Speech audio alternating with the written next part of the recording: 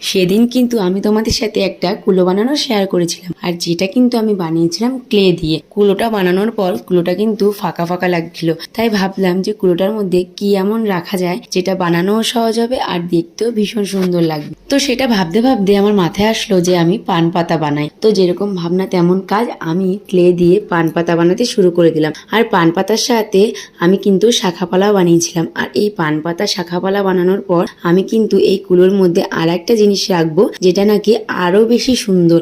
তো সেটা আমি এর পরে বানাবো। আগে তোমরা পান পাতাটা কি করে বানালাম সেটা দেখে নাও। একদম কিন্তু সহজ পান পাতাটা বানানো। দুটো ক্লে মিক্সড করে তারপর একটু পাউডার নিয়ে সেটাকে আমি ভালো করে পান পাতার শেপ দিয়ে সেটাকে ফার্স্টে আমি হোয়াইট কালার করে তারপর গ্রিন কালার করেছি। আর পান পাতাটা যাতে দেখতে আরো বেশি সুন্দর লাগে তার জন্য কিন্তু আমি মাঝখানে একটু পেইন্টিংও করে দিয়েছি। আচ্ছা দেখি তো তোমরা কেউ বলতে পারো কিনা যে এরপর আমি কুলোর মধ্যে রাখার জন্য কি বানাবো। আজকের ভিডিওটা কেমন লাগলো জানিও। টাটা।